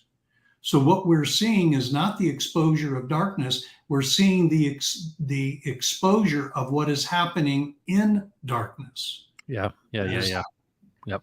And that distinction is really very, very important, for us. I've written some of this in the white papers, in the coronavirus white paper in particular, that the time that we are in is the transfer.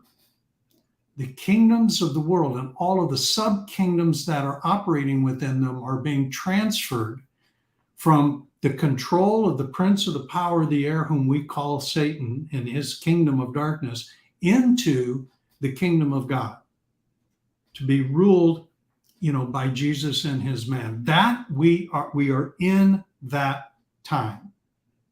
Now, that drives end time people crazy because it doesn't fit with their particular eschatological time frame. But it doesn't matter because their time frame doesn't matter. Back to what you were asking before, our our time versus God's time, God's plan versus our plan. And we're actually observing it. And when that happens, what is at stake? Well, Satan started in the garden. He wants to complete his his mission, his all-in mission of gaining control of the material part of God's creation, which is happening through controlling God's man on planet Earth. That's the door that opens to him divine sovereignty equivalent with God. That's what he's doing. Okay? And his effectiveness has been because he's operating in darkness. So he's doing all of these things outside of our purview, outside of our vision, our own personal vision screen, vision capability, because we have been blinded from seeing into that dimension. Well, guess what we are observing? All of a sudden, darkness is being what has been happening in darkness and visible to us. We're now seeing it. And guess what's happening? Satan is being required to move out of time. Now, do you think those, what we call extraterrestrials, are wanting to be seen? Likely not. No, because their effectiveness is in being unseen. The greatest form of power is when somebody does not know that they're being controlled, and yet they give their full permission for being controlled. That's when darkness exerts its greatest power. You don't know I'm using you, and yet you give me permission to use you and everything you got, and you don't even know it's happening. That's darkness. Guess what? Once I realize that that's occurring, darkness is being removed, and I'm seeing what's actually happening. And then I go, "Oop, wait a minute. I'm not doing that anymore." Well, that's the practical application of all of this. I mean, I've been seeing that in my own. I've said it many times. There are no more oh no's. Yeah. And I'm not a pro at it yet, Steve. I'm definitely not a pro at it, but I see it when it is happening. And what does it want me to do? It's this overreaction escalation thing. Yeah. Right. I think a lot of us that are married, and I see this across the world, is that a lot of times people will, whether they're truly upset or manufacturing upset, they expect you to be where they are. Yeah. And so you see a lot of manufactured crises, right? Well, and some of them are actual crises. But what's interesting is the ones that are real crisis has a galvanizing effect. It's strange, actually. When things really are a crisis, it's almost like we're heightened to serve, and we are actually more unified.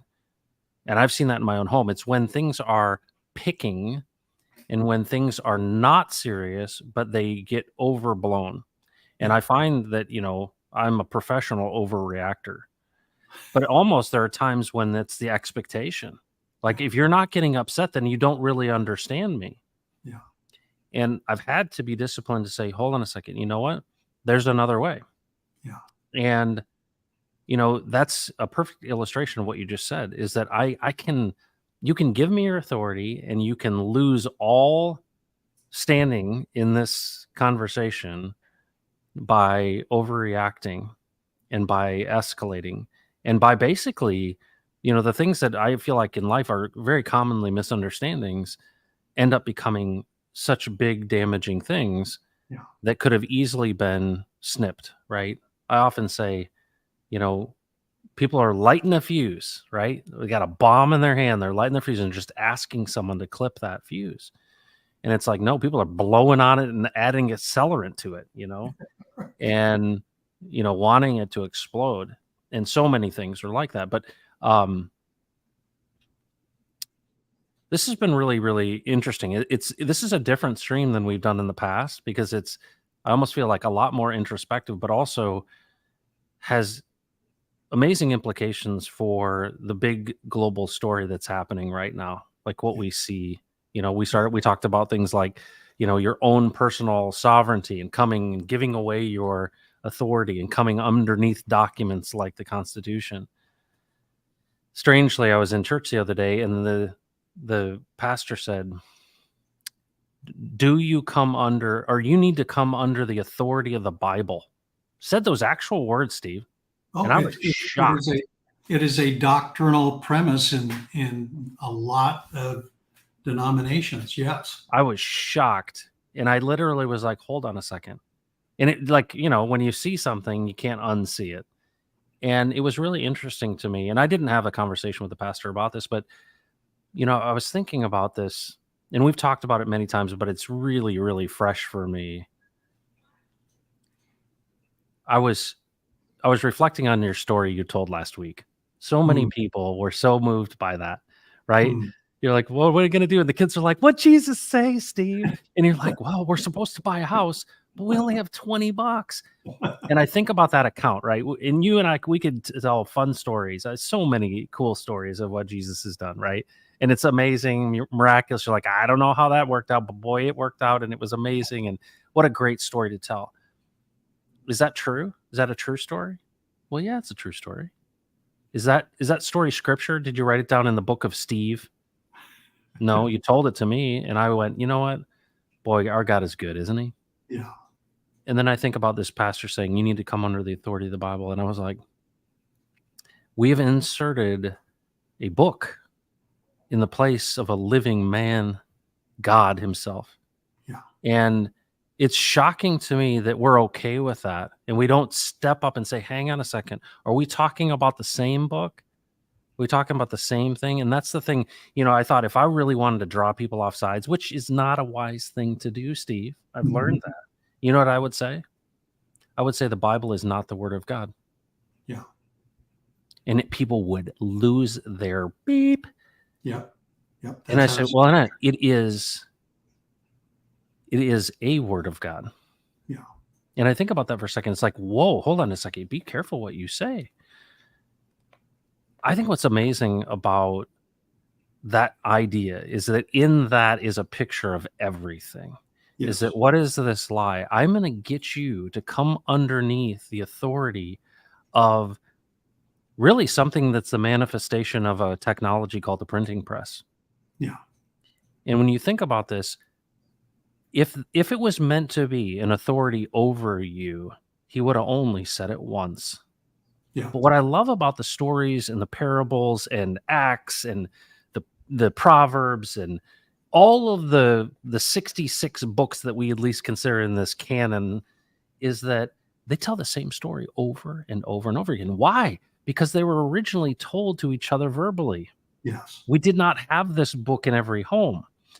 And when you think about it, could you imagine telling someone before 1444 that they needed to come underneath the authority of the Bible? They're like, what's a Bible? Yeah.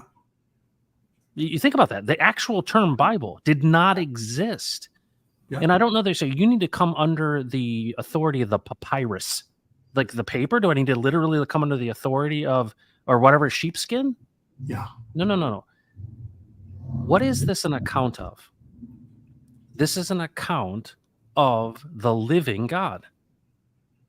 And it's like, wow, in those very words is a lie. Yeah. The Bible has been one of the most influential things. But you know what? One of the first verses I ever memorized, Steve, was? What? It said, all scripture is God-breathed and useful for teaching, rebuking, correcting, and training in righteousness. So the man of God will be fully equipped for every good work.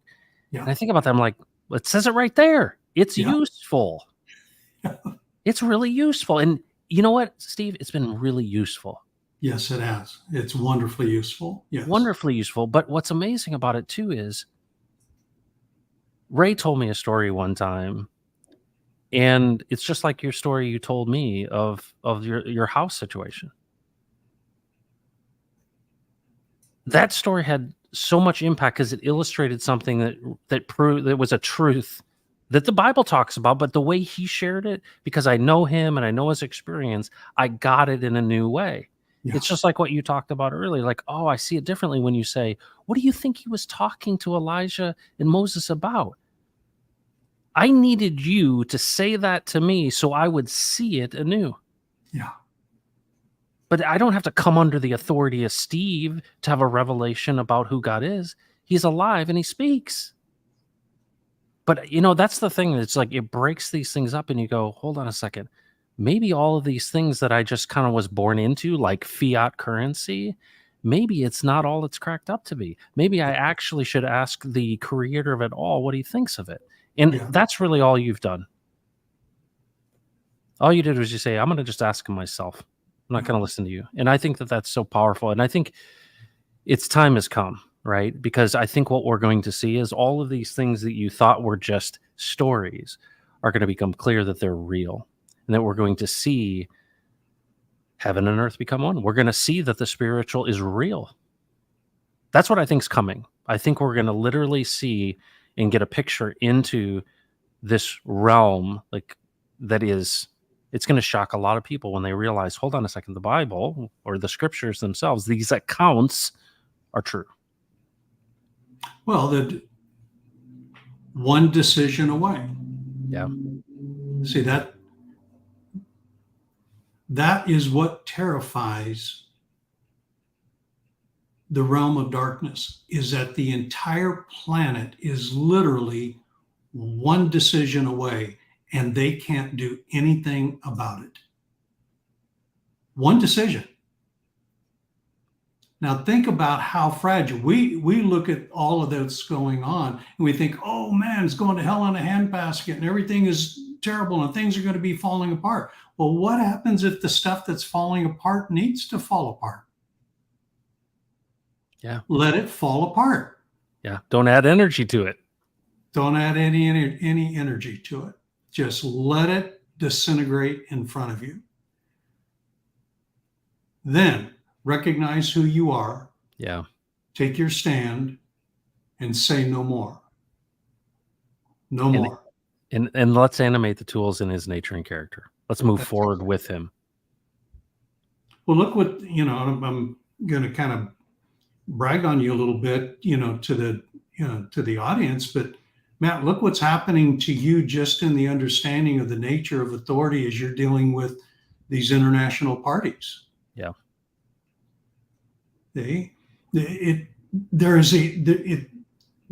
universes apart, and it's not braggadocious. It's not blustering. It's not, arrogant.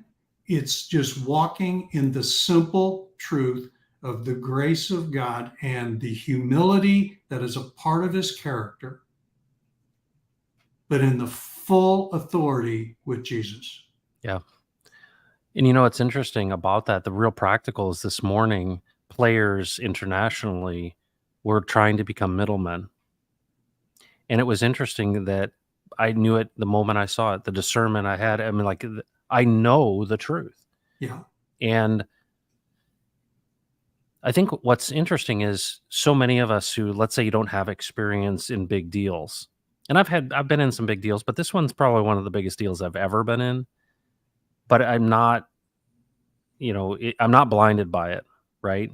It's one of these things where it's like, all right, Jesus, you are providing clarity to the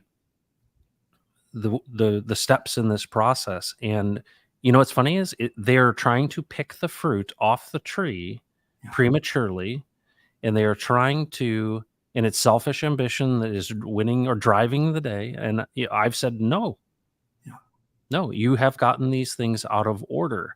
Yeah. And it's this impatience that has led them to say, I need to get mine. And what's so incredible about this is I'm so thankful for that calling that is continuing to be reinforced of unlocking global generosity by giving, and this idea that no, your job is not to put your hand to it. And I feel like what the Lord has said to me specifically is you're supposed to give this away. Yeah. And every time I've thought about how I'm going to win, he's like, slap my hand. He's like, no, it's not about you. Yeah. It's about what I'm doing. Yes. And in a way, it's purity. Like, I know that if I put my hand to it, I add death to the situation. Like, it has to be pure or it can't be anything. It, Tell me it the has to level, stop others. tell me the impact that that has had on you in terms of the importance of what you're doing. Well, in some way, it becomes obvious that it is the truth. It's the right way, right? It just It just elevates it. is. Yeah, it just is the right Yeah, way. And it's almost as if it's frustrating to some people, right? It's frustrating to people who, what do you mean we need to wait? yeah, Like for example, one of the things that's required in this big deal is having the right partner. And some people are frustrated because they're like, I want to force this partner to work. I'm like, and I told them, I said, if you have to convince them, they're not the right partner. yeah, The right partner will know when they hear it. yeah, Your job is just to tell the story. The right person will say, I get it. I understand it. But it's a partnership. It's not a sale. yeah. And Right that's on. so many people want it to be a sale. I've got a program. No, this isn't a program.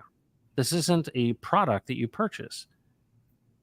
This is a partnership that ultimately leads to a transformation. However, it's not our transformation to transform. He's shown us the way in the path, but it's like we have to wait for it to happen. And that's the thing that is, I mean, that's why I'm still wrestle with it, right? I want everything now. I want everything to happen. I want everything to line up. And it tests you, but it's like, okay, maybe it's good that I've got diabetes and I get kind of tired, you know, kind of get worn out easily. It's like, okay. Jesus, Jesus can flip that switch when he needs to give you a little help. Yeah, no, he does. Here, let's get you in the rest mode, Matt. That's right. That's right. Here. I'll have a minor attack. That's right. Well, folks, I think we would be remiss if we didn't call out Mike Ostel as we wrap up.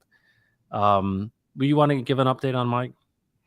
Yeah, Mike is at home. I think I mentioned that last week. He had just gotten home. He said he had a little bit of a rough go at it this past week, especially trying to walk and stuff. And for my part, I just assured him, "Hey, listen, man, you did not go through any small thing. So having a bump here and there is not a big deal. The trend line of progress is what's important." So once again, he is just so grateful for the support, whether spoken or otherwise. He feels it and he gets it from this community. So every week he wants me to give a shout out to everybody and tell them how much he appreciates everyone, and looking forward to get back in the saddle. So that's good. Progress, but a few bumps along the way. Well, and I know many of the people that are in the chat, and I feel like we're all going through something, dealing with something. And I think about David Lee and the challenges that he has and he faces and his wife faces, and so many people who are struggling with so many things. And I think the encouraging thing for me today, Steve, is to say none of this stuff is a surprise to him. Yeah. Right. And this isn't the end. No. It is merely the beginning. Because if life be eternal, then this experience that we have was actually shortened because ultimately the grace of God. Yeah. And to think that it's hard to imagine that I had less time with my dad, or I'll have less time on this earth, and that actually that is an act of grace, because real life, we're not actually living real life. No. And it pales in comparison. But the roles that we play in this, whether it be in crypto, whether it be in our families, whether it be, it's hard for me to consider it pure joy when facing troubles of many kinds, because I'll tell you, the times that I feel the weakest, I don't always recognize the strength that God has in that. Yeah. And it's a mystery, it's a challenge, but it's much easier to do with friends like you, Steve. Well, thank you for that. And I would just pass on, that when we again looked at Jesus and Moses and Elijah, what they were doing was conferring. Yeah. Jesus was conferring with his partners, and his partners were conferring with him. So the invitation is to learn how to confer with him. You know, okay, Jesus, what's this about? What's happening? How are you looking at this? Here's how I'm seeing this. Am I in sync with you? Or hey, I have no clue what's happening here. What am I missing? See, those are that's the dialogue of one conferring with a confidant. So learning to confer is a big part of what was Jesus was demonstrating, with Moses and Elijah on that mount.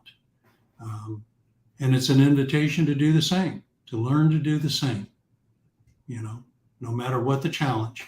Yep. Jesus is alive and he speaks. Thanks, Steve. We Okay, did man. it again. All right. Thank you, Episode folks. 19 in the books. All right. I'll catch you in a minute. Thanks so much, Steve. Happy weekend, everyone. Yeah. All right. Oh, once again, wow. Another 2 hours and 15 minutes have gone by. You know what's interesting? I was just reflecting on this idea. What is Steve always encouraging me with? He's like, hey, ask him yourself. And, I'm really big on the practical things. And I'm just going to share with you some of the things or one of the things that I've done that has been beneficial to me. And that is I've stopped and I have literally gotten a clean sheet of paper and I've stopped and I've just literally asked him,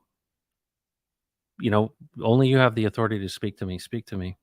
How do you see this stuff? And it's interesting, like for me, actually writing it down. And it's interesting the things that as I reread what I've written, because sometimes it just pours out. I'm like, I don't even know what I wrote. And then I go back to reread it again. And it's interesting what kind of affirmation there is. And so much of it is not the lottery numbers, right? He's not like, hey, let me tell you the lottery numbers.